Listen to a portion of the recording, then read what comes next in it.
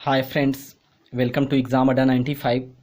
Friends, मैं दीपक सहगल और उपस्थित हूँ बहुत ही इम्पोर्टेंट चैप्टर केमिस्ट्री का ऑक्सीडेशन एंड रिडक्शन, ऑक्सीकरण और अवकरण। और इससे प्रश्न, बहुत इम्पोर्टेंट प्रश्न एग्ज़ाम में बनते ही हैं। तो आज आपका ये कंप्लीट हो जाएगा। प्लीज़ पूरा वीडियो को देखिएगा। प्लीज़ लाइक या डिसलाइक वो आपके हाथ में है, आप कर सकते हैं, लेकिन रिव्यू ज़रूर दीजिएगा। और चैनल पर पहली बार विजिट किए हैं तो सब्सक्राइब कर लीजिएगा। तो चलिए स्टार्ट करते हैं। अब प्लीज़ वीडियो को शेयर कर दीजिएगा। इलेक्ट्रॉन त्याग करने की प्रक्रिया क्या कहलाती है? इलेक्ट्रॉन क्या होता है इसके बारे में जान लेते हैं। इलेक्ट्रॉन एक प्रकार का कण है, पार्टिकल है, जो कैसा कण है तो ऋणात्मक कण है। और इलेक्ट्रॉन की खोज जे थॉमसन के द्वारा 1897 में किया गया था। जे थॉमसन द्वारा 1897 में इलेक्ट्रॉन की खोज की गई थी। इलेक्ट्रॉन ऋणायन यानी कि ऋणात्मक कण है। इलेक्ट्रॉन पर जो चार्ज होता है और ऋण होता है यानी निगेटिव होता है, और इसकी खोज मिलिकन के द्वारा किया गया था। तो प्रश्न दो बनते हैं, इलेक्ट्रॉन की खोज किसने की? तो जे थॉमसन। कब? 1897 में। और इस पर आवेश यानी कि चार्ज की खोज किसने की? तो मिलिकन ने की थी। और कैसा कण है? तो ऋणात्मक कण है। तो पहला प्रश्न है, इलेक्ट्रॉन त्याग करने की प्रक्रिया क्या कहलाती है? जब इलेक्ट्रॉन त्याग करता है तो त्याग करने की प्रक्रिया ऑक्सीकरण कहलाती है। उसी को इंग्लिश में ऑक्सीडेशन कहते हैं। तो इलेक्ट्रॉन त्याग करने की प्रक्रिया ऑक्सीकरण कहलाती है। लेकिन इसी के जस्ट उल्टा ग्रहण करने की प्रक्रिया, इलेक्ट्रॉन ग्रहण करने की प्रक्रिया अवकरण यानी रिडक्शन कहलाती है। यानी किसी से इलेक्ट्रॉन ग्रहण करती है, ले लेती है किसी से, तो अवकरण कहलाती है, रिडक्शन। और किसी को दे देती है यानी अपना इलेक्ट्रॉन किसी को त्याग करती है तो उसको ऑक्सीकरण कहते हैं। आगे देखते हैं, जो पदार्थ इलेक्ट्रॉन का त्याग करता है, पदार्थ पे आ गया, जो पदार्थ इलेक्ट्रॉन का त्याग करता है उसको अवकारक कहलाता है या अवकारक कहते हैं। और जो पदार्थ इलेक्ट्रॉन का ग्रहण करता है उसको ऑक्सीकारक कहते हैं। जो पदार्थ इलेक्ट्रॉन का त्याग करता है उसको अवकारक कहते हैं, और जो ग्रहण करता है इलेक्ट्रॉन का उसको ऑक्सीकारक कहते हैं। अब देखते हैं आगे, बहुत इंपॉर्टेंट उदाहरण, जंग लगना, रस्टिंग। जंग लगना उदाहरण है किसका? तो जंग लगना ऑक्सीकरण यानी ऑक्सीडेशन का ही उदाहरण है। तो जंग लगना ऑक्सीकरण का ही उदाहरण है। लोहे पर जंग लगने पर भार में क्या अंतर होता है? तो लोहे पर जब जंग लग जाता है ना तो भार बढ़ जाता है।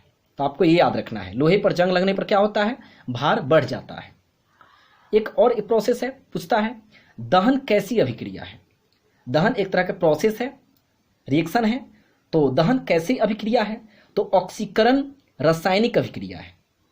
दहन ऑक्सीकरण रासायनिक अभिक्रिया है।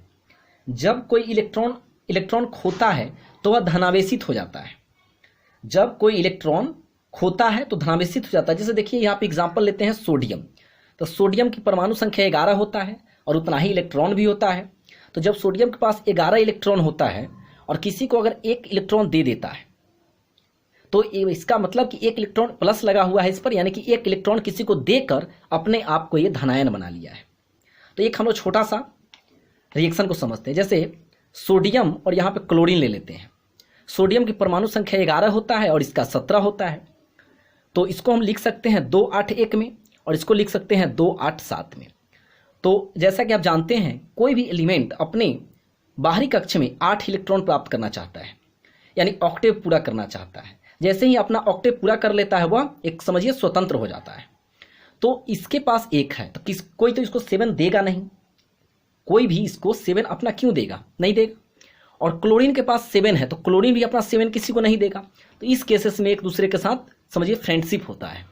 तो एक इलेक्ट्रॉन सोडियम क्लोरीन को दे देता है तो इसीलिए सोडियम पर प्लस बन जाता है। और क्लोरीन सोडियम से एक इलेक्ट्रॉन लेता है तो क्लोरीन क्या हुआ? माइनस। अब देखिए दोनों एक फ्रेंडशिप हो जाता है और इस तरह से प्राप्त होता है हमें NaCl, सोडियम क्लोराइड यानी कि नमक। तो ये क्लियर हो गया होगा कि जब कोई अपना इलेक्ट्रॉन खोता है, जैसे यहाँ देखिए सोडियम अपना इलेक्ट्रॉन खोया था तो वह धनावेशित हो गया था। लेकिन जब कोई इलेक्ट्रॉन ग्रहण करता है, यानी क्लोरीन यहाँ पर इलेक्ट्रॉन ग्रहण किया था, तो वह ऋणावेशित हो जाता है। तो ऋणावेशित यानी कि माइनस का चार्ज लगा दिए। आगे देखते हैं H2O2 क्या है?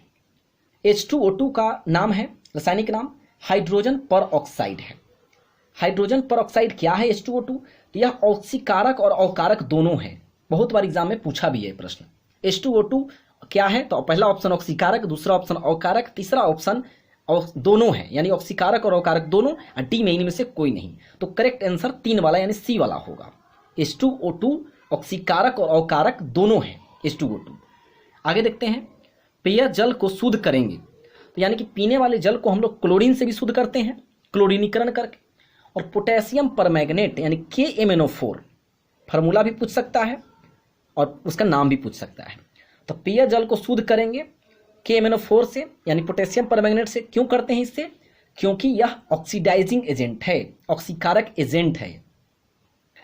आगे देखते हैं, जो तत्व इलेक्ट्रॉन का ग्रहण करते हैं और जो तत्व इलेक्ट्रॉन को ग्रहण करते हैं, तो इलेक्ट्रॉन को जब ग्रहण करते हैं किसी से, जैसे यहाँ क्लोरीन में देखे थे, तो क्या हुआ था, क्लोरीन माइनस बना लिया था। जब इलेक्ट्रॉन ग्रहण करते हैं तो ऋण या आयन यानी कि माइनस बनाते हैं, और क्या कहलाते हैं, तो अधातु यानी नन मेटल कहलाते हैं। तो यहीं पे ऑक्सीकरण और अवकरण की ये वीडियो समाप्त होती है। एक वीडियो आएगी, उसमें ऑक्सीडेशन नंबर भी सिखाया जाएगा निकालने के लिए। तो प्लीज़ वीडियो को लाइक कर दीजिएगा और चैनल को सब्सक्राइब कर दीजिएगा और अपने दोस्तों के बीच शेयर कीजिएगा। बने रहिए एग्जाम अड्डा के साथ। Thank you.